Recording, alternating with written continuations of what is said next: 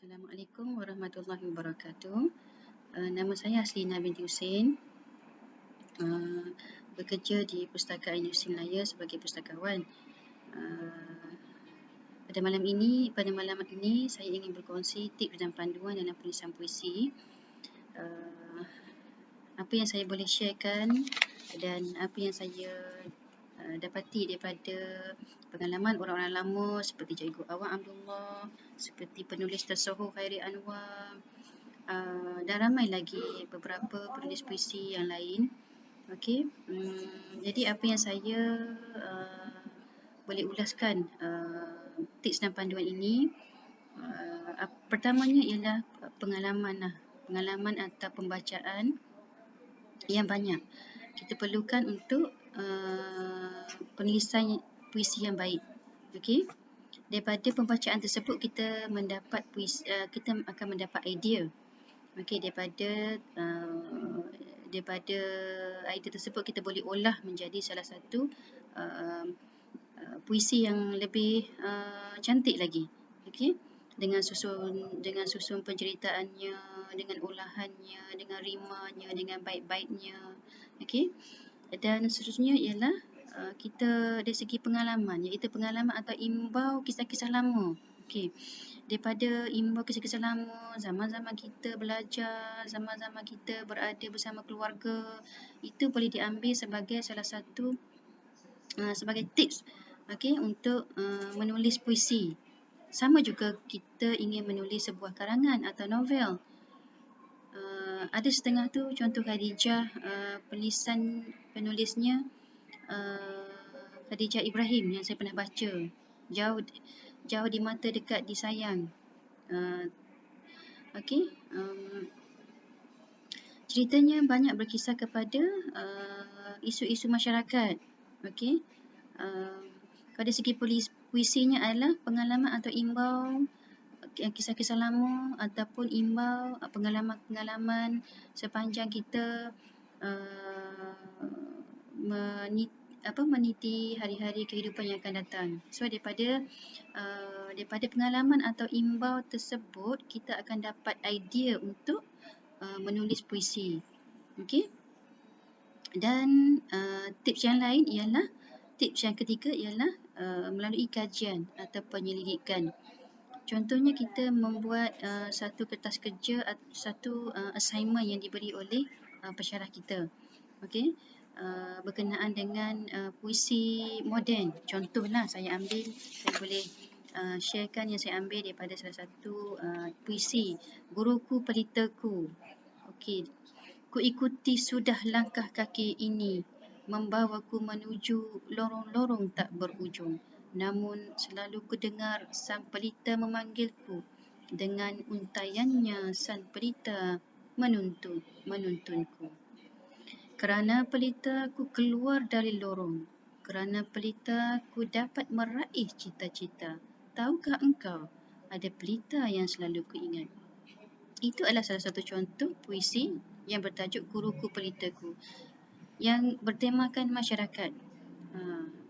Mungkin mengimbau kisah-kisah lama sebagai seorang pelajar semasa di bangku sekolah rendah dan menengah. Maka pelajar-pelajar boleh mengolah puisi melalui pengalaman tersebut. Dan selain daripada itu, contoh ibu yang paling terdekat dengan kita atau bapa. Okey, salah satu contoh saya dah ambil daripada internet adalah bertemakan ibu puisinya. Senyummu adalah harapan, langkahlah kakimu adalah impian. Sinar matamu adalah masa depan, dan air matamu adalah pemberontakan. So di sebalik puisi ini mengandungi bahasa-bahasa yang tersirat atau makna yang tersirat. Maka pelajar boleh menggunakan ayat-ayat atau perkataan-perkataan yang mengandungi apa yang di sebaliknya. Okey, apa yang kita ingin menceritakan. Contohnya, sinar matamu adalah masa depan. Mungkin sinar mata dari segi jasa ibu-ibu kita. Okey. Dan air matamu adalah pemberontakan. Mungkin dari segi ini kita fahami adalah salah satu ialah penat. Okey, menguruskan rumah tangga dan sebagainya. So, yang lain adalah puisi cinta. Saya ambil ini. Okey, cinta datang tiba-tiba tanpa peduli siapa dan dari mana asalnya.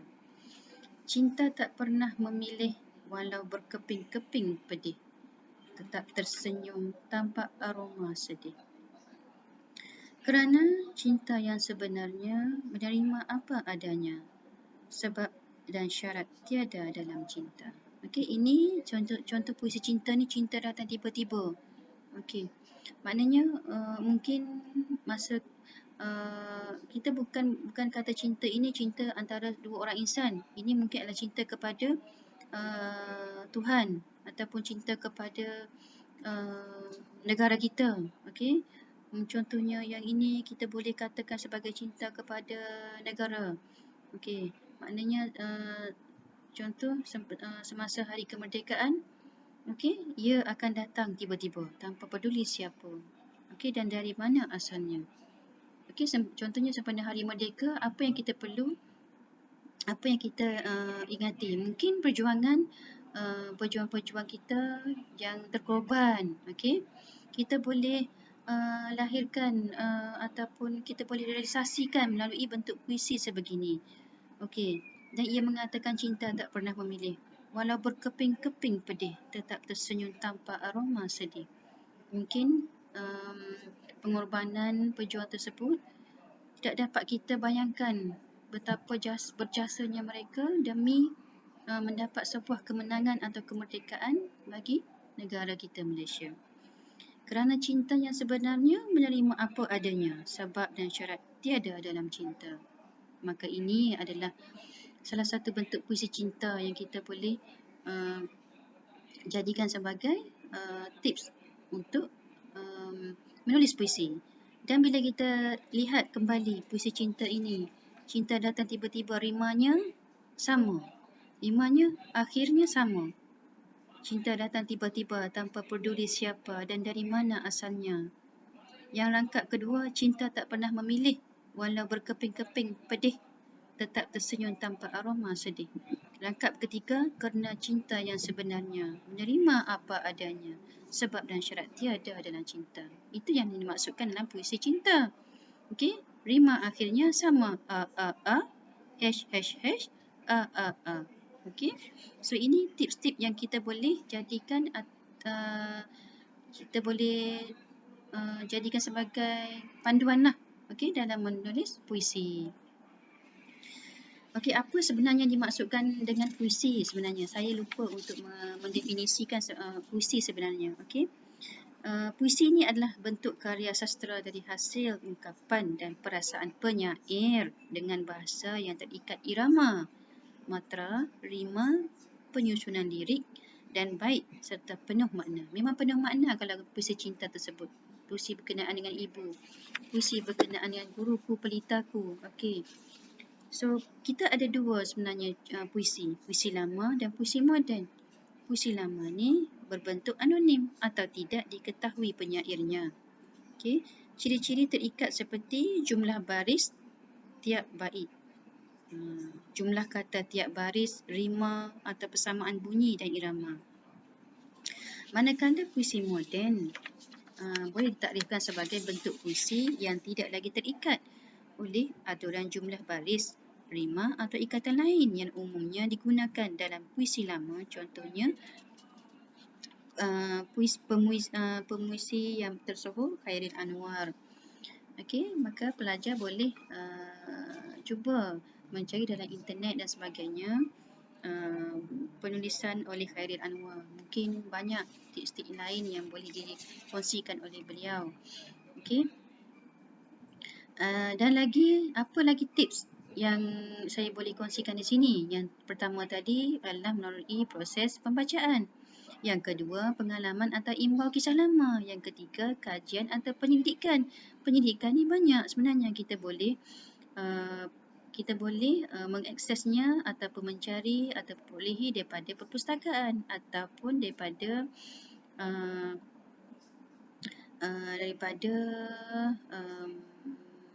internet dan sebagainya. Banyak PowerPoint slide dan sebagainya yang boleh pelajar-pelajar perolehi tips-tips dan panduan tersebut dalam tulisan puisi.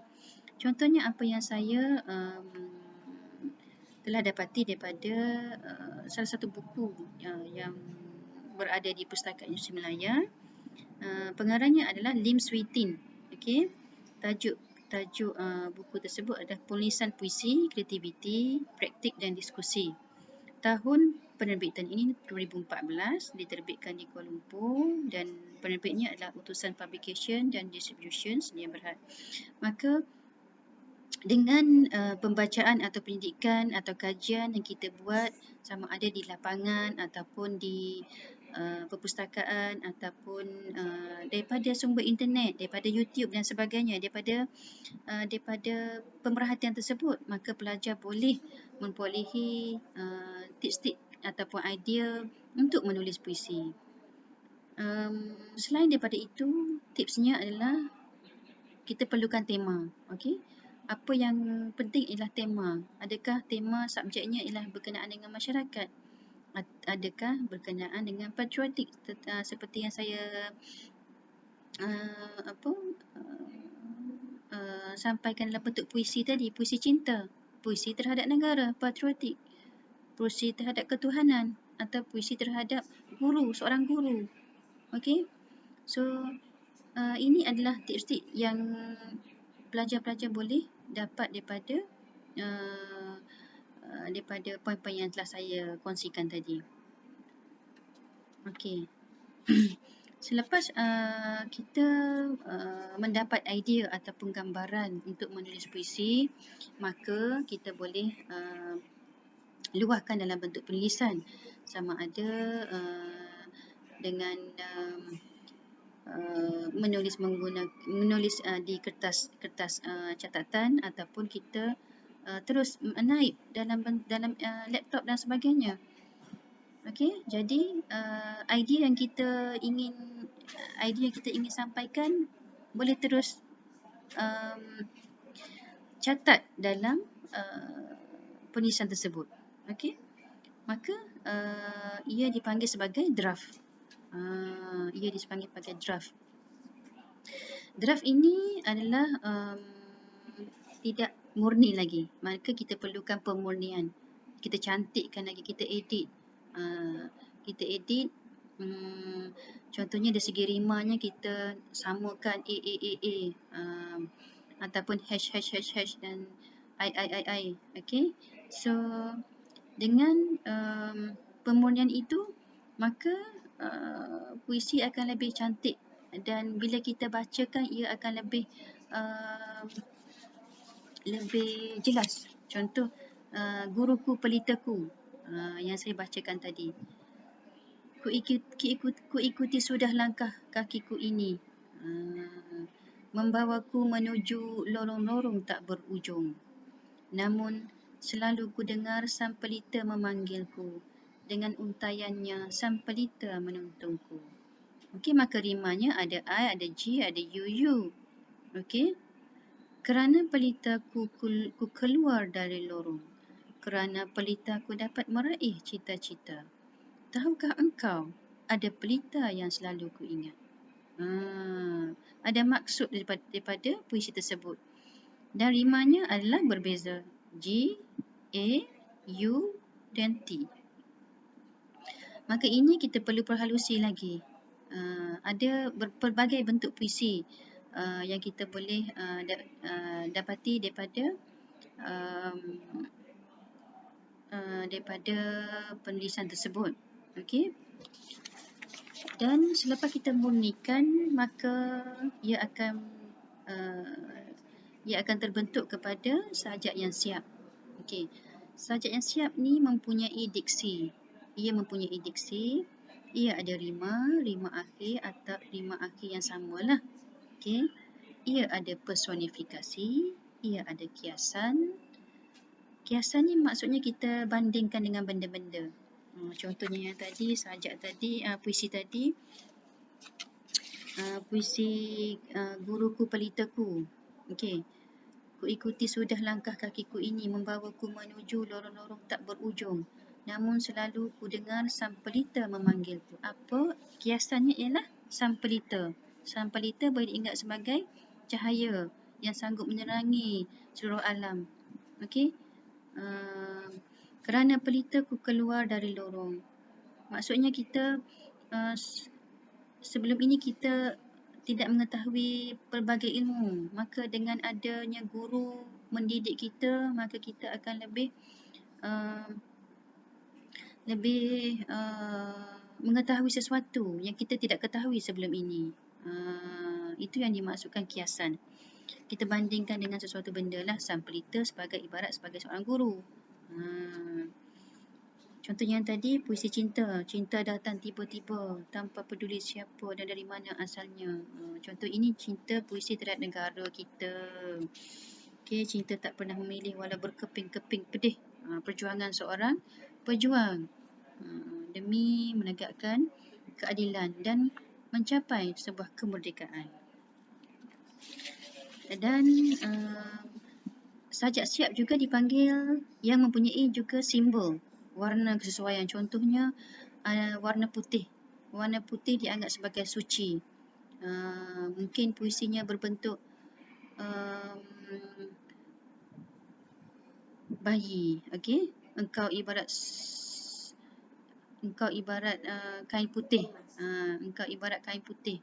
Kain putih yang suci, bersih. Maka didiklah ia dengan tanganmu dan sebagainya. Maksudnya simbol-simbol warna itu atau kesesuaiannya itu boleh dijadikan puisi yang mempunyai makna yang tertentu.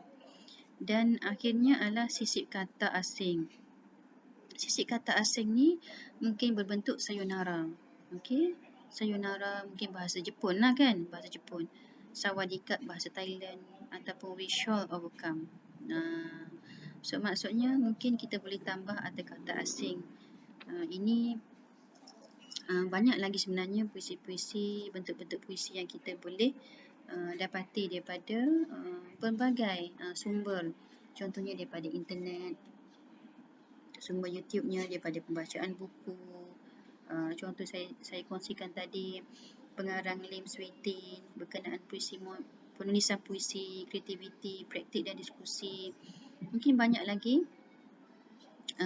perkara-perkara yang kita boleh diperolehi lah daripada pembacaan tersebut. Selain daripada itu, dalam penulisan puisinya sebenarnya apa yang saya boleh daripada berdasarkan pengalaman saya lah, walaupun saya baru sahaja menulis puisi bertajuk perjuangan. Okey, saya mendapat idea itu dengan tiba-tiba. Jadi saya cuba mengarang, saya cuba menulis. Dan bila diperhatikan ia berbentuk kemasyarakatan. Okey, menegakkan sebuah kemerdekaan demi sebuah negara. Contohnya negara Palestin. Negara Palestin yang belum mendapat betul-betul kemerdekaan. Jadi kita boleh rungkaikannya sebagai salah satu puisi perjuangan. Dan selain daripada itu, untuk sebuah penulisan yang baik adalah menggunakan bahasa atau laras yang betul lah. Okey, dengan bahasa yang baik. So maksudnya pembaca luar boleh menilai kita dalam bentuk puisi tersebut, sama ada berbentuk sedih, berbentuk gembira, okey, berbentuk semangat, spiritual, okey, spiritual dan sebagainya. Maka penulisan kita perlulah mempunyai laras-laras yang baik. Okey. Dan selain daripada itu, apa jua yang kita ingin kongsikan ataupun ingin tulis tu perlulah ada poin-poinnya, ada fakta-fakta. Contohnya puisinya bertemakan patriotik atau ketuhanan. Maknanya ada makna-makna yang jelas lah. Okey, makna-makna yang jelas, maka tajuknya akan sampai kepada pembaca. Dan selain daripada itu, apabila kita menulis puisi, perlulah kita semak semula. Okey, semak semula sama ada kita merujuk kepada guru-guru kita ataupun pensyarah-pensyarah kita yang lebih mahir. Kita berkongsi sama ada melalui email ataupun melalui WhatsApp yang paling popular sekarang lah. Ataupun kita boleh share dalam YouTube. Contohnya dalam kita wujudkan satu kumpulan penulis. Ini saya kongsikan pada satu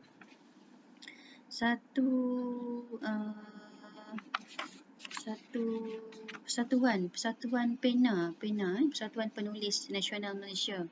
Okey, so para pelajar boleh cuba mengakses laman web tersebut dan boleh menjadi ahli kepada persatuan tersebut. Maka dengan adanya kumpulan yang fokusnya adalah menulis puisi, maka kita akan lebih bersemangat untuk menulis puisi.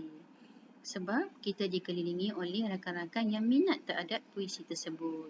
Ini adalah salah satu cara ataupun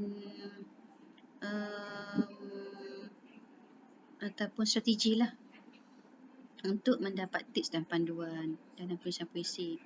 Selain daripada itu juga,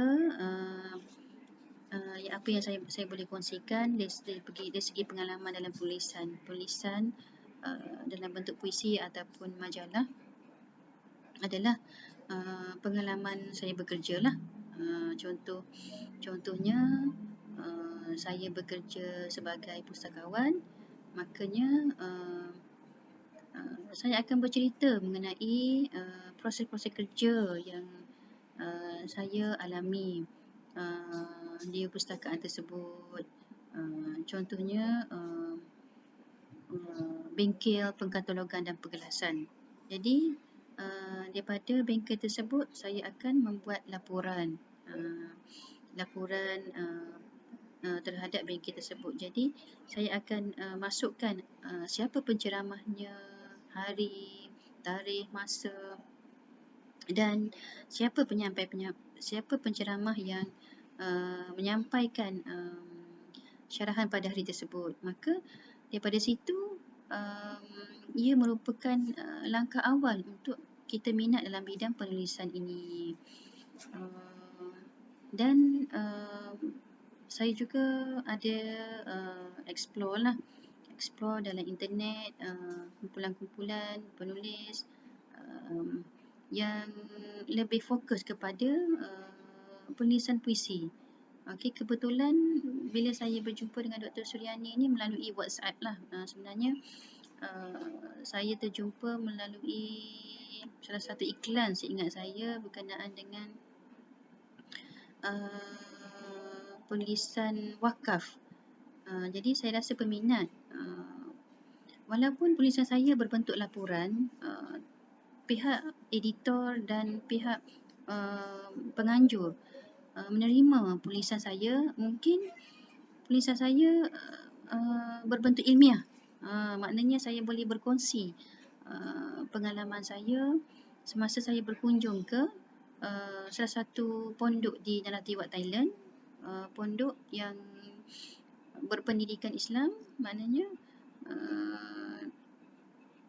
daripada cerita tersebut yang saya ceritakan dalam maknanya dalam teks tersebut, dalam skrip tersebut diterima oleh pihak editor. Makanya saya rasa macam teruja lah untuk lebih menulis. Selepas daripada itu saya ternampak pula iklan untuk penulisan puisi. Saya teruskan walaupun ideanya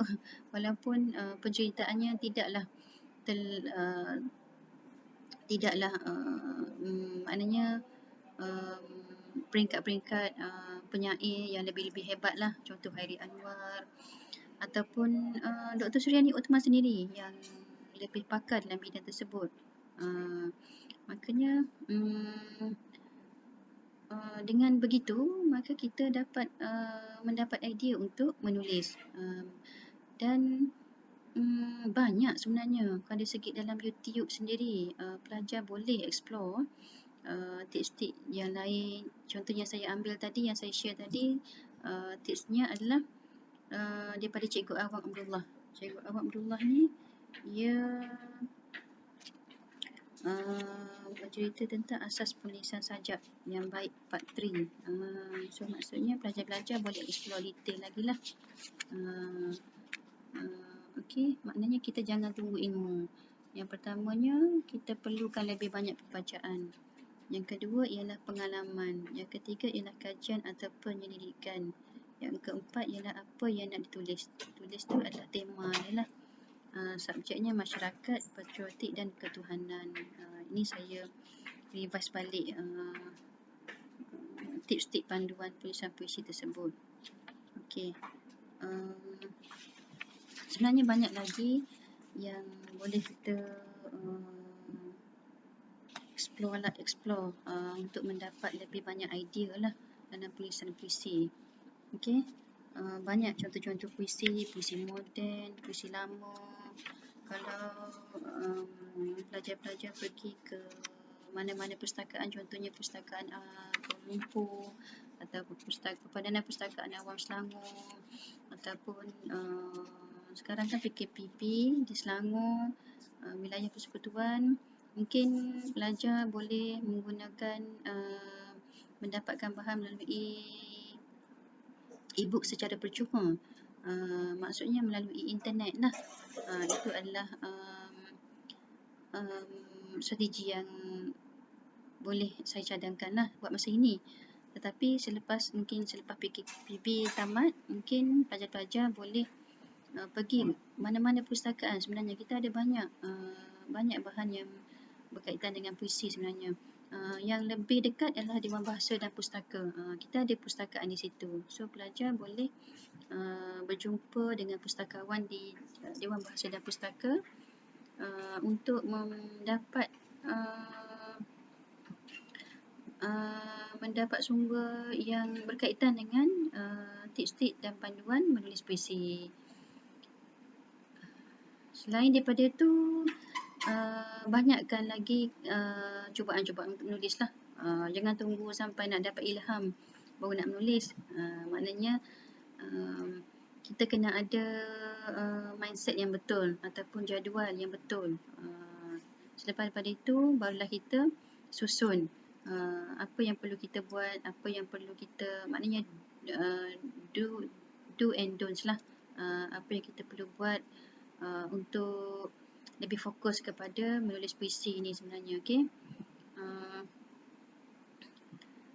Ia tidak semestinya contohnya pelajar sekarang tengah menyiapkan assignment yang pensyarah minta lah.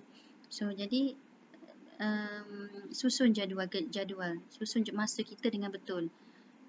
Dengan itu kita akan mendapat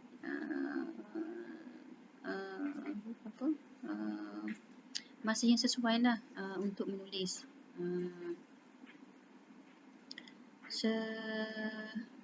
Dengan penyusunan jadual yang betul, makanya penulisan akan lebih cantik lah. Okay?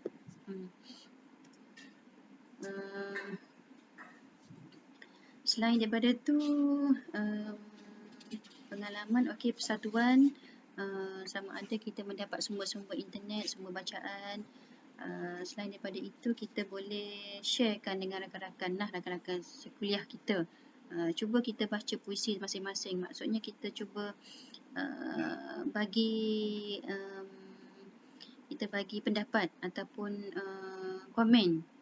Tetapi dengan komen yang baik lah. Jangan komen yang membina. Dengan komen yang maksudnya melemahkan rakan-rakan. Okay? dan kita juga boleh minta pendapat dengan rakan-rakan senior kita. Okey, so itu sahaja saya daripada saya. Assalamualaikum warahmatullahi wabarakatuh.